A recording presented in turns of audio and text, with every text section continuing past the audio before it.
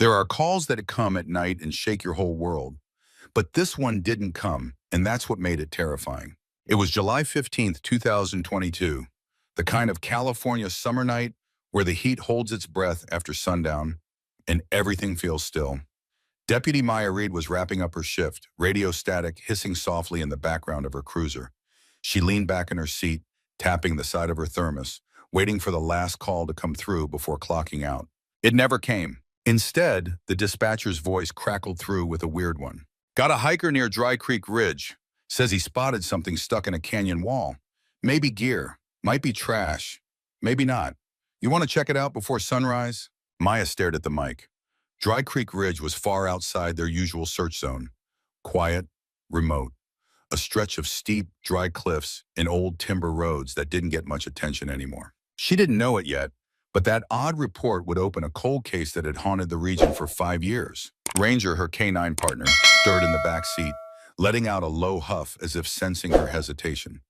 He was aging now, 8 years old, his muzzle graying around the edges, but still sharp, still better than half the rookies she trained.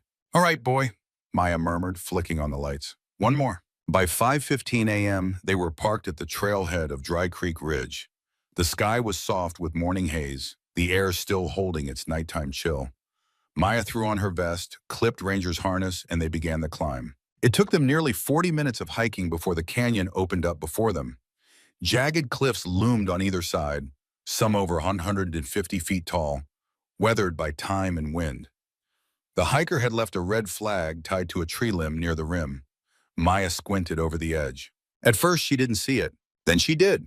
2 bikes, wedged vertically into a narrow crack about 50 feet below the canyon rim, one stacked on top of the other like a bizarre sculpture, both coated in a heavy layer of dust. Even from this distance, the color popped. Red and white and bright cyan. Mountain bikes. High-end, and definitely not trash. Maya's stomach tightened. Ranger gave a low growl, pacing near the edge, his body alert, nose twitching. He scratched at the rocky soil, whined once, and sat, locked in. This wasn't just another weird find in the wild. This was something else. Back at the station, Maya pulled the old file herself. The names had been forgotten by most. Not her. Matt Harper, 38, trail designer, widely respected in the mountain biking community. Dylan Harper, 12, his son, quiet, lived for the trails, vanished on July 15th, 2017, 5 years ago to the day. Last seen checking into a resort near Mount Shasta. Never showed up for dinner. No bodies, no signs of struggle. Just gone. Maya opened the photo Olivia Harper had given police back then. A snapshot from a summer ride. Matt in a blue helmet, Dylan in red and white, both smiling, both standing beside their distinct bikes. She compared it to the grainy zoom-in photo she took of the cliff. Identical. If you're moved by stories of courage, justice, and the animals that help uncover truth, don't forget to subscribe to our channel, Heroes for Animals. Every story we share highlights the real-life impact of canine partners like Ranger. You won't want to miss what happens next. By noon, the sheriff's office had confirmed the match. Search and rescue teams, rappel experts, and drone units were mobilized. But access was a nightmare. The bikes were lodged halfway down a brittle canyon wall, sandstone and shale that crumbled if you so much as looked at it sideways. Ranger, restless, kept returning to the edge. He sniffed, circled, and finally dug into the dirt, unearthing something small, a crushed plastic water bottle, half buried, faded by sun and time. Forensics would later confirm it, Dylan's DNA on the cap. So why were the bikes down the cliff, but not the bodies? The operation to retrieve the bikes took 3 days. Drone cameras buzzed overhead while the high-angle team anchored ropes into solid rock 30 feet from the edge. They lowered slowly, carefully, each movement designed to preserve evidence.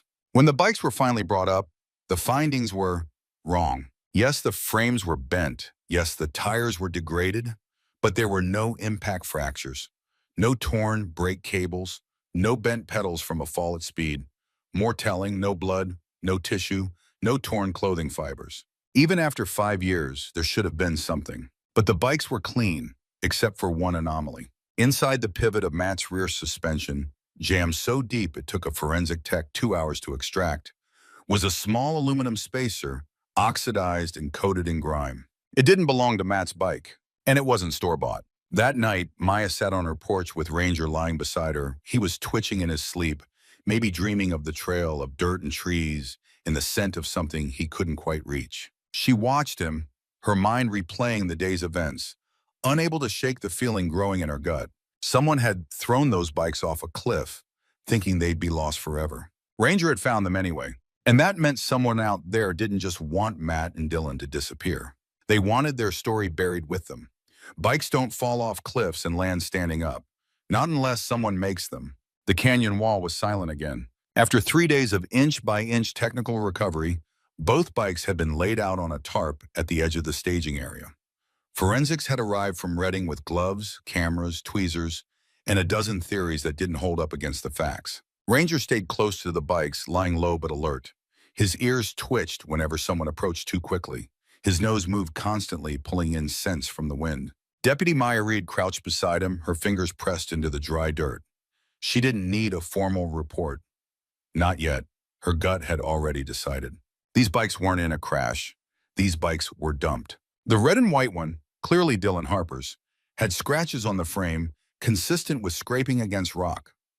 But there were no snapped cables, no wheel collapse, no crushed gear teeth that would suggest a 50-foot fall with a rider on it. The cyan bike, Matt's, told the same story. Maya looked over the forensics sheet. The tires had hit rock, but the damage didn't start at the top. It started mid-air. The bikes had free-fallen. Not one of the crime scene techs could find so much as a blood smear. And that was the most damning thing of all. Back at the sheriff's station, they cleared out the old file boxes. The cold case unit had sealed them 4 years ago, but they were still labeled in Sharpie. Harper Case, 20, Matt Shasta region. A tech laid out the timeline on the whiteboard. Maya and Ranger watched from the side. July 15, 2017, Matt and Dylan check into the Bear Ridge Lodge at 9 o'clock a.m. 10:30 a.m. Text sent to Olivia Harper. We're heading up, 2 p.m. Last confirmed sighting by 2 hikers on Eagle's Edge Trail, 6:45 p.m. Olivia calls resort, no sign of them. 8 hours later, massive SARE operation launched. All leads dead by August, case goes cold. What didn't make sense, then or now, was how 2 people and 2 bikes vanished into a forest with no trace. Until Ranger found them. The aluminum spacer had been sent for metallurgical testing. Maya flipped through the early lab notes while chewing on the end of a pen. Not mass-produced, not part of the Harper bikes. Custom machined. The technician had written a side note. Likely from a modified bike setup, spacers like this are used by riders with wide stance preference or knee injury history. Interesting. Maya scribbled a note. Look into local custom bike shops 2016-2017. She slid the file aside and looked over at Ranger.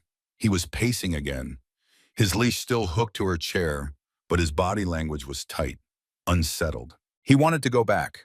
By late afternoon, Maya got permission to revisit the canyon rim.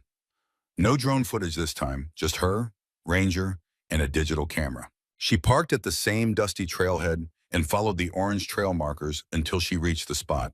The sun was lower now, and the cliff shadows stretched long across the ridge. The wind carried the faintest scent of sagebrush and warm granite. Ranger tugged forward, ears perked. Maya unclipped the leash. All right, boy, show me. He didn't hesitate.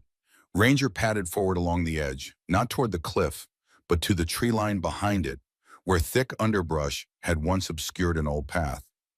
Maya followed. About 20 feet in, he stopped and began to dig. Maya knelt beside him. What have you got? Something small and plastic emerged from the dirt, warped and brittle. Maya pulled it free and wiped it clean.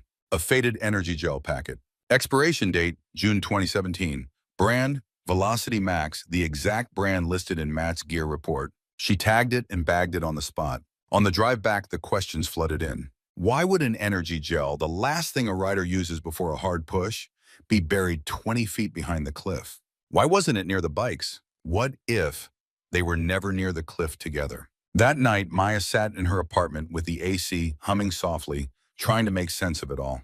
She had the lab results, the witness timeline, the gear report, the strange aluminum spacer, but no bodies, no weapons, no Dylan. She opened the old case file and read Olivia Harper's original interview again. Matt was always careful. He never let Dylan take Black Diamond trails alone. He triple-checked everything. He treated that bike like a plane cockpit. So why would a man like that make a fatal mistake on a dangerous cliffside? He wouldn't. Maya picked up her phone and texted herself a reminder. Talk to terrain engineers. Analyze Eagle's Edge trail history. Then she looked down at Ranger. He was lying near the couch, eyes watching her. Calm now, like he'd done his job for the day. But Maya had the growing sense that this story had a second chapter buried deeper than anyone thought. Ranger sat in the back of the cruiser, watching the pine trees blur past as Deputy Maya Reed wound down another unpaved logging road. His ears twitched with every jolt, but he didn't make a sound. He was working. Even off duty, Ranger never really stopped. Not after what they found at the cliff, not after the aluminum spacer, not after the gel packet buried 20 feet too far from where it should have been. Something was pulling them deeper. And it wasn't just about the bikes anymore. The lab had called back that morning. Maya's suspicions were right. The spacer wasn't stock. It was handcrafted, machined from high-grade aluminum with tooling marks specific to a lathe model discontinued in 2016. Only a handful of shops in Northern California would have had the setup to make it. Maya pulled into the fourth one that day, Calride Components, just outside Redding. A small, dusty building with a rusted sign and an open bay door spilling heat into the parking lot. Inside, an older man with thick glasses and an oil-stained shirt waved her in. You law enforcement? He asked, wiping his hands. Maya nodded. Looking into a part, might have come from this place a few years back. She handed over the photo, a close-up of the spacer, cleaned and magnified. The man took one look and squinted. Yeah, he muttered. That's ours. Well, mine. I made that batch. When? Early 2017, small run, custom job. For who? He didn't hesitate. Guy named Lyle Bennett, real particular about his bikes. That name stopped Maya cold. She knew it. Back in 2017, Lyle Bennett had been a fixture in the local mountain biking scene. He owned an old bike park called Fox Hollow Trails, just a few miles from where Matt Harper had started building his new project, Pine Shadow Ridge. Matt's development had big sponsors, glossy brochures, and national buzz. Lyle's park was, well, past its prime. Broken lifts, empty parking lots, more rattlesnakes than riders. Everyone said the new trail would kill the old one. Maya pulled Lyle's name from the original Harper file. He'd been interviewed back then, briefly, gave an alibi, claimed he was working on maintenance alone that day. Nobody had pushed further. Back then, it still looked like an accident. Now she wasn't so sure. That afternoon, Maya pulled into the ghosted remains of Fox Hollow Trails. The gate hung open. No one guarded the booth anymore. The once proud welcome sign was faded and cracked, the paint peeled by years of sun and wind. She drove up the hill slowly. Ranger stood up in the back seat, tail low, ears pricked. He was alert, not anxious, not yet, but focused. They reached the main lodge, a squat building that used to house the gear shop, cafe, and office. Now it looked like a deer camp with peeling siding. Lyle Bennett was sitting on the porch, feet up, beer in hand, his eyes narrowed under a worn trucker hat. Well, damn, he said as Maya stepped out. I didn't think anyone still cared about this place. We do now. Lyle was in his mid-50s, lean but weathered, cynical, guarded, proud, traits that Maya knew how to read fast.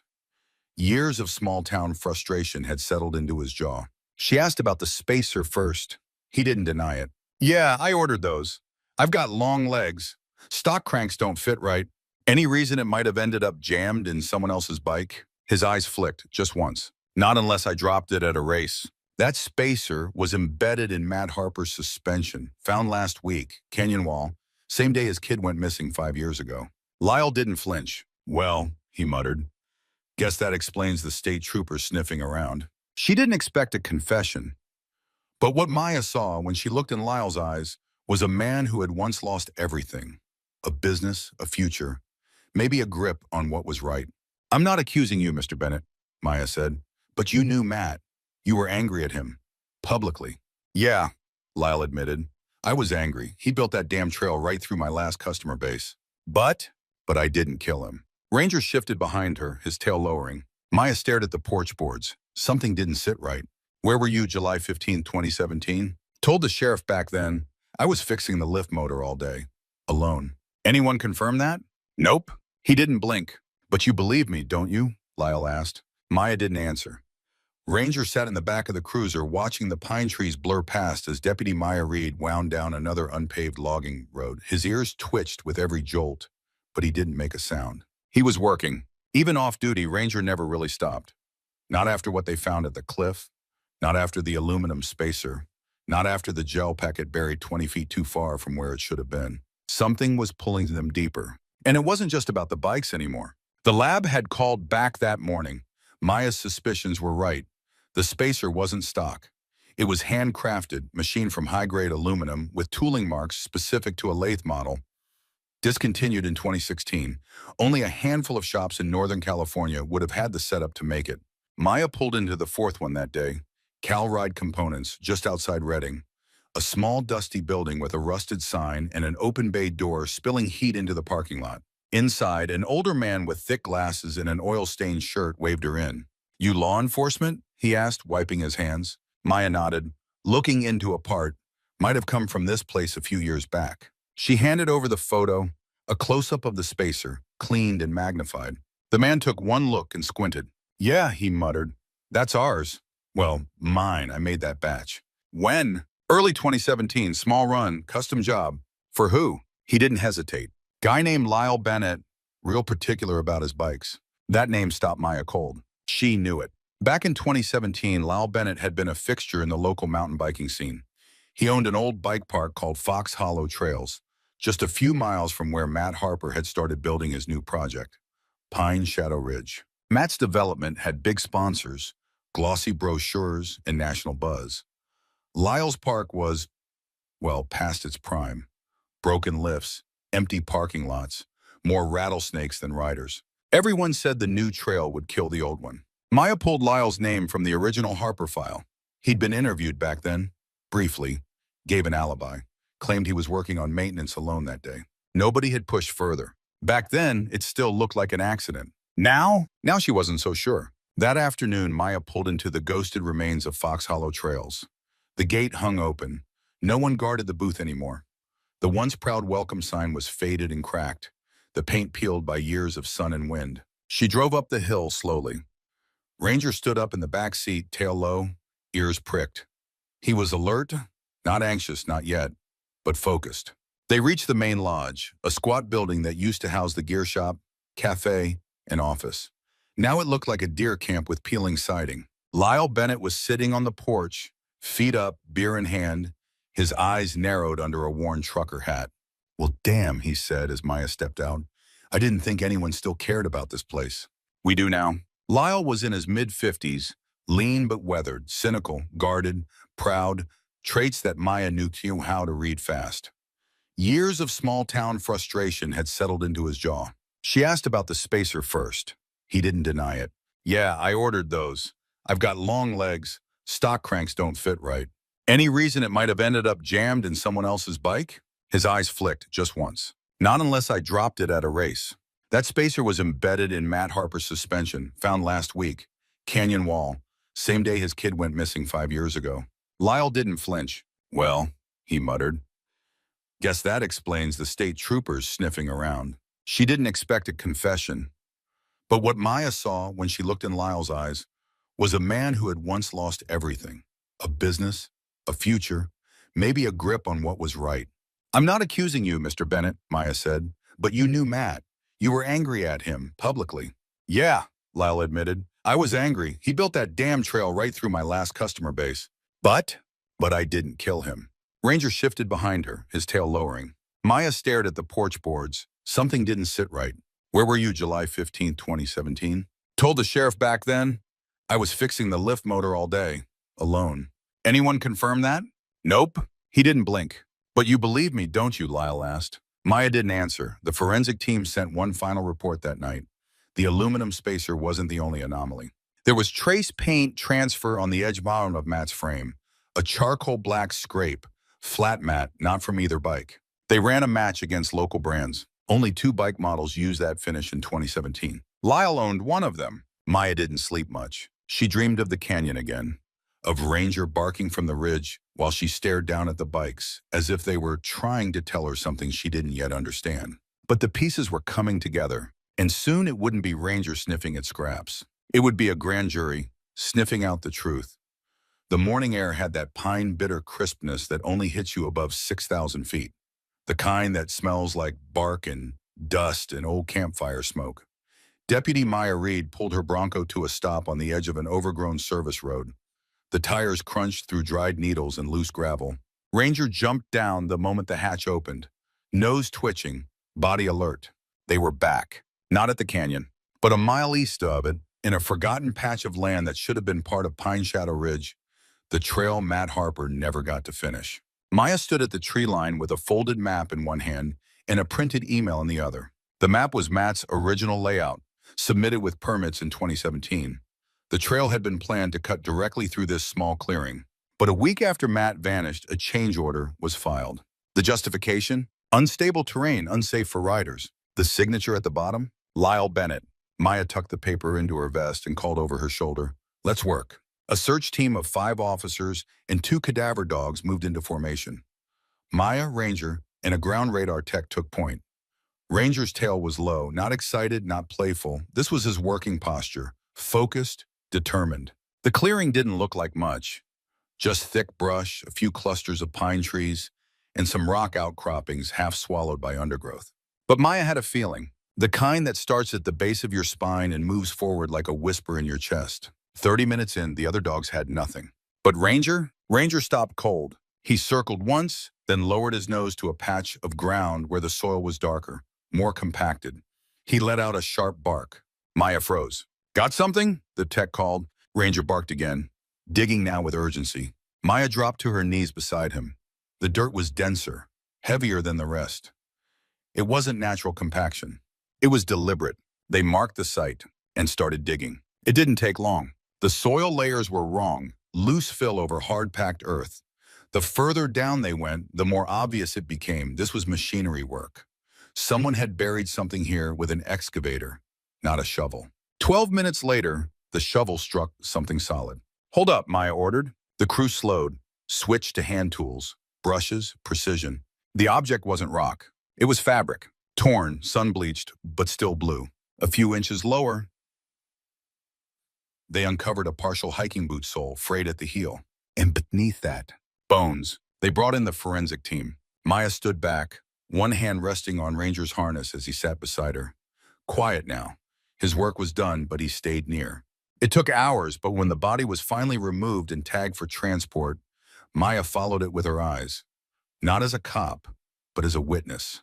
The remains were male, adult, skeletal but intact. In the left jeans pocket, forensic techs found a rusted key fob attached to a branded metal tag. Bear Ridge Lodge, room 204. Back at the station, the coroner confirmed what Maya already knew in her gut. Matt Harper had been found. He hadn't died in a biking accident. He'd been murdered. The cause of death, blunt force trauma to the skull, consistent with a tool strike, possibly an axe or a trail-building Pulaski. And the timeline? Everything matched. The date of death. The location diverted from the original trail. The equipment Lyle had access to. The rage that had built between them for months. For the first time in 5 years, Olivia Harper's call wasn't met with vague apologies. Maya told her the news herself. There was no comfort in it, but there was something like peace. Still, the hardest question remained. Where was Dylan? The excavation site was cleared and rescanned. Nothing. No second body, no clothing, no child-sized gear. Which meant Maya's working theory held. If Lyle had struck Matt down in anger or desperation, he would have buried the body fast. He had the machines, the access. But if Dylan had been there, he'd seen it. So either he'd run or he'd been taken. That night, Maya laid out the full timeline on the board, piece by piece. Ranger lay at her feet, chewing quietly on an old tennis ball. July 15, 2017. Matt and Dylan leave lodge around 10:30 a.m. Last seen 2 p.m. near Eagle's Edge Trail. Estimated time of death between 2:30 and 3:15 p.m. Lyle Bennett's work logs show trail excavation at exactly 3:00 p.m., 1 mile from final sighting. She highlighted one section in red. Change order filed, July 20th, citing unstable terrain. That wasn't instability. That was a cover-up. Maya drove back to Fox Hollow Trails the next morning. This time, she wasn't asking questions. She had a warrant. Lyle didn't resist. He watched silently as the team swept through his sheds, old equipment garages, and rusting storage containers behind the park. They didn't find blood. They didn't find tools. But inside a dented steel locker under a tarp, beneath a pile of deflated tires, they found a child's bike helmet, white with red decals scratched, identical to the one Dylan wore in the photo. Maya turned it over in her hands, heart pounding. Inside the padding was a single faded label, Dylan H., That night, Maya sat on her porch, Ranger at her feet, the helmet beside her on the table. She stared at it for a long time. It was evidence, proof, and a promise. If Dylan was still out there, she and Ranger were going to find him. The interrogation room was cold on purpose. Not cruel, just uncomfortable. Lyle Bennett sat across the table, his shoulders hunched, his fingers locked together like a man already waiting for judgment. His eyes avoided the camera in the corner, the scuffed floor, even Maya. He focused on the helmet in the center of the table, white with red decals. The one with Dylan Harper's name still faintly visible under the chin strap. Ranger wasn't in the room, but Maya could feel him just outside the door, as if his presence alone held the tension in place. He always knew when the temperature of a situation changed. So did Maya. She sat down, no notepad, no pen. Just a voice that didn't need raising. "We found Matt," she said quietly. "We found the helmet. Now tell me what happened." For a long time, Lyle didn't move. He blinked once, then said, "I never meant for any of it to happen." July 15, 2017. According to Lyle, it was supposed to be a confrontation, one last chance to plead, scream, maybe even threaten Matt into stopping the trail project. He'd asked Matt to meet him on site, said he wanted to bury the hatchet. "He brought Dylan," Lyle muttered. "I wasn't expecting the kid." Maya stayed silent. "We argued, at first just words, but he called me bitter, said my park was a dinosaur, that I was holding the whole town back." Lyle's jaw flexed. He turned his back, walked off, and I snapped. I grabbed the Pulaski from the tool pile. The silence that followed made the fluorescent hum feel unbearable. "He died instantly," Lyle said, voice cracking. "One swing." He said. Dylan screamed. I froze. I didn't mean to. I wasn't thinking straight. The boy just stood there. Maya narrowed her eyes. "And then?" "He ran, took off down the hillside on his bike." "You let him go?" "I panicked," Lyle said. "I buried Matt's body that night with the excavator. Covered the whole thing up." "But the bikes?" Lyle nodded slowly. "I found Dylan's bike abandoned near the switchbacks. Looked like he wiped out. No kid, just the bike." He paused, eyes flicking to the helmet again. "I knew I had to make it all disappear. I threw both bikes off that canyon wall by the river." Maya leaned in, voice low. "But you didn't throw the helmet, you kept it." He didn't answer, but the air shifted. Outside, Ranger stirred from his place by the hallway door. Maya continued. "You say Dylan rode away, panicked, crashed his bike, disappeared into the woods." She pulled a photo from her folder, a high-res shot of the GPS logs from Lyle's truck. 3 days after the murder, he'd driven hundreds of miles north, to Idaho, a remote area, known for unlicensed, barely legal wilderness reform camps. "Why'd you go there, Lyle?" His voice dropped to a whisper. "I needed him gone." That sentence dropped like a stone into water. Maya's eyes didn't leave him. "You brought a 12-year-old boy, traumatized, covered in God knows what, to a facility with no paperwork, no oversight, no names?" "I didn't hurt him," Lyle said quickly. "I couldn't, I swear. I knew if he talked, my life was over. I couldn't kill a kid." "But you could drop him off at a place designed to erase identities." Lyle's shoulders sagged. It was a way out for both of us. The camp Maya already knew was long gone. Shut down years ago. No records. No survivor lists. And the man who ran it, Lyle's distant cousin, was now dead. They had no paper trail. Only a faded map. A GPS log. And the word of a coward. The confession was enough. Enough for first-degree murder. Enough for tampering with evidence. And obstruction. But not enough for Dylan. Not really. Because Lyle swore he never saw the boy again. "Maybe he's still out there," Lyle mumbled, almost as if it would buy him some mercy. "Maybe he made it." But Maya knew better. Lyle wasn't offering hope. He was offering deniability. Later that week, Lyle stood in front of a judge and pleaded guilty. No trial, no fanfare. Just life without parole. He offered no further details and refused to speak Dylan's name again. Maya drove home that night through winding back roads. The sun was falling fast, bleeding orange and gold over the ridge. Ranger sat in the passenger seat, watching the road like he could smell what was coming. They stopped at the overlook near Dry Creek Canyon, the very place Ranger first led her to the truth. Maya stepped out, helmet in hand. She didn't say much, just stood there staring into the canyon's breathless silence. Somewhere out there, Dylan Harper had vanished. Whether by fear, force, or some cruel middle space in between, he was gone. But maybe not lost. Not forever. Back at the station, Maya posted a bolo to every youth home, school district, and wilderness program in Idaho, Oregon, and Washington. Attached, an age progression image of Dylan Harper. Estimated age 17. Hair dark, eyes brown, scar on right wrist from bike injury per his pediatric records. Because until she found a body, until Ranger stopped looking, until the mountain gave back everything, the case wasn't closed. Not to Maya, and not to him. 3 weeks after Lyle Bennett's conviction, Maya Reed stood beside her unmarked SUV, breathing in the cold, high desert air of northern Idaho. The Kootenai National Forest stretched in all directions.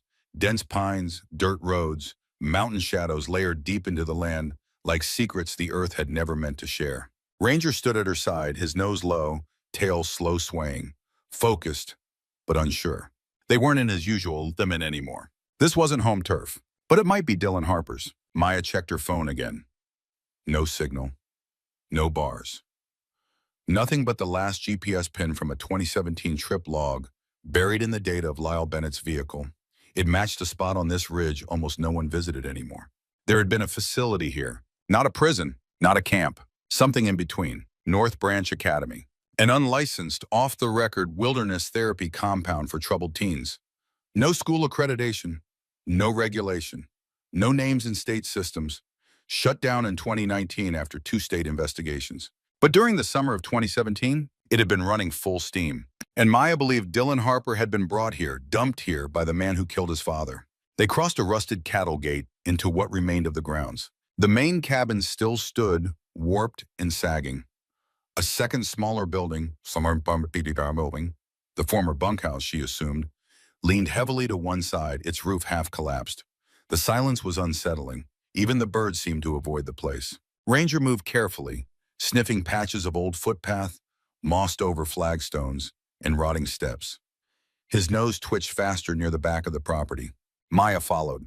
Anything? Ranger let out a low chuff, not a bark, a sign of mild alert. He pawed at the edge of an old shipping container, nearly buried under pine needles and vines. Maya grabbed a crowbar from the truck and pried it open. Inside, silence, dust, and decay. But in the far corner, tucked behind a warped metal shelf, she found a plastic tub full of paper files, forgotten or intentionally left behind when the place was abandoned. She pulled out one after another, intake forms, behavior reports. Most were incomplete. No last names, no medical history. Then halfway through the stack, one page stopped her. Dylan H. Male, age 12. Intake July 18, 2017. Status, quiet, compliant. Exhibits signs of trauma response. Requested silence. No confirmed next of kin. Assignee cabin 2B.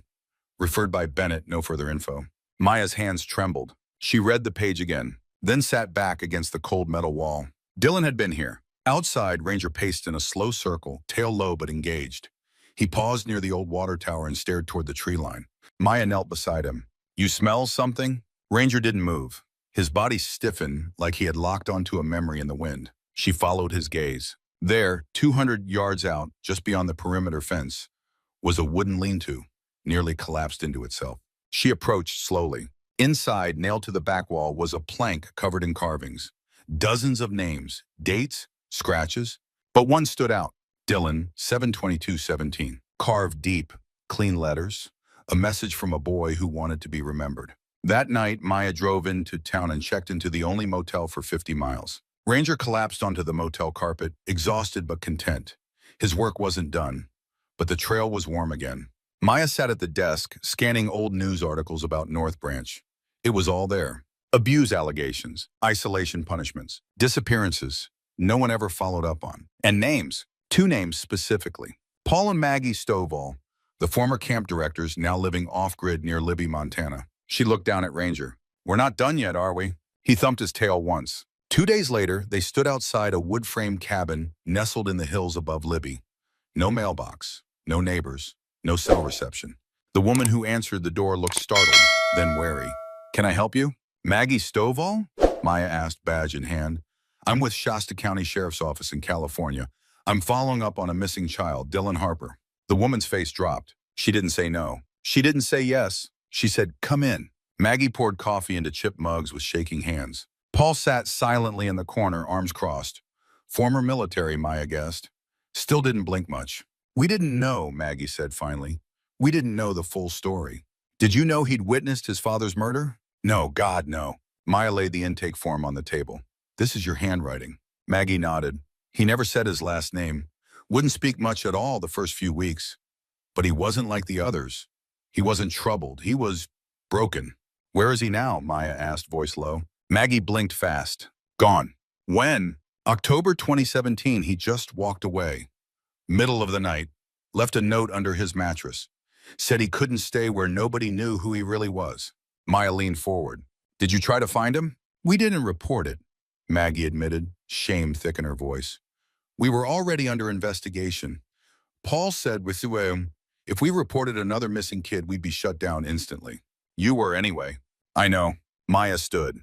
"That boy was dumped in your care by a killer, and you let him walk off into the forest." "We didn't know," Paul finally said, "but we failed him, yeah."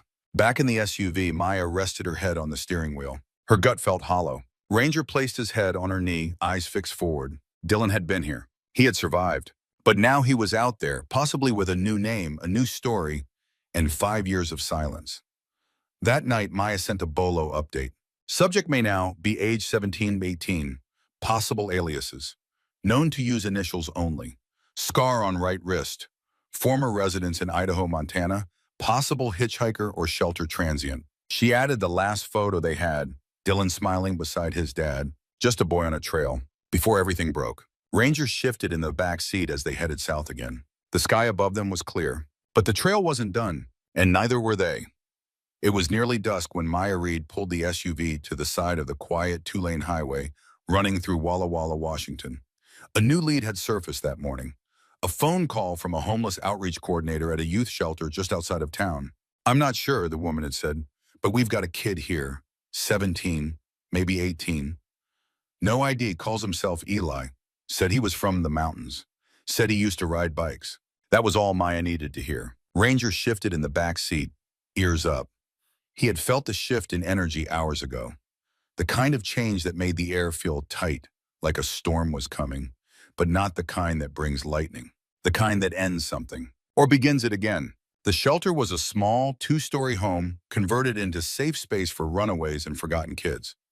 No cameras, no paperwork, unless the kids agreed. Most didn't. Maya walked through the door with quiet purpose. The woman who'd called her, Denise, led her into the common room.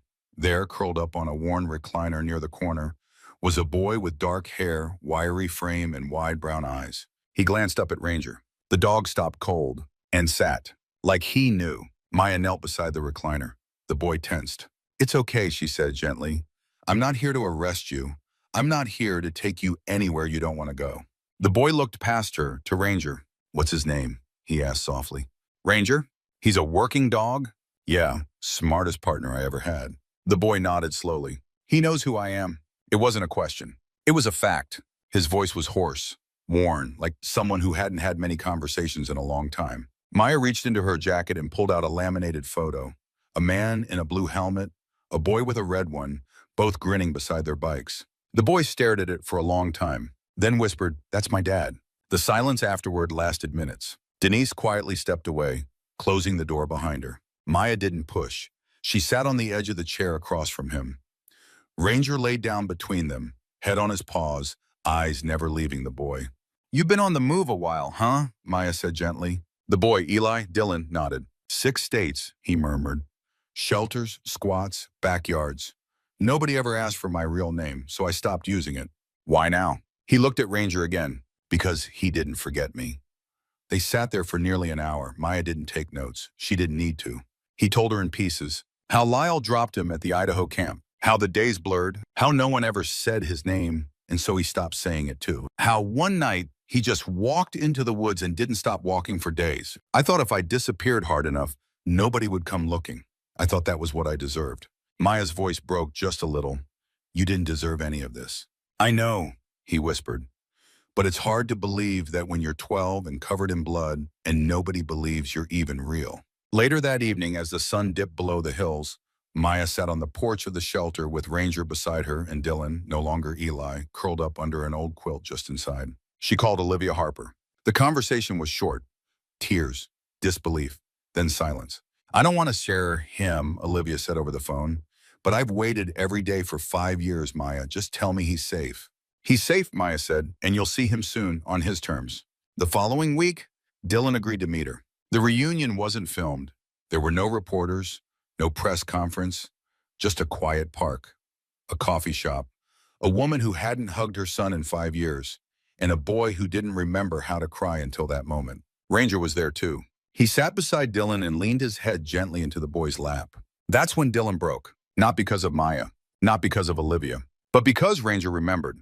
And sometimes, that's all it takes to stitch someone back together. Maya's report closed the Harper case officially 47 days after Lyle Bennett's sentencing. Matt Harper's body was laid to rest in a private ceremony overlooking the trail he never got to finish. Dylan Harper took his real name back, slowly, carefully, piece by piece. He decided to stay in Washington for a while, enroll in GED classes, learn how to ride again. Not fast, not down dangerous hills, just ride. As for Ranger, he was officially retired. Maya let him sleep in the passenger seat now instead of the crate.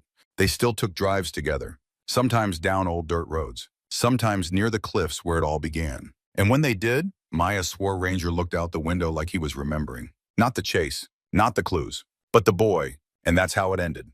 Not with a gunfight, not with a twist, but with a trail rediscovered. And a boy finally coming home, not to a place, but to himself. Thank you for following this story.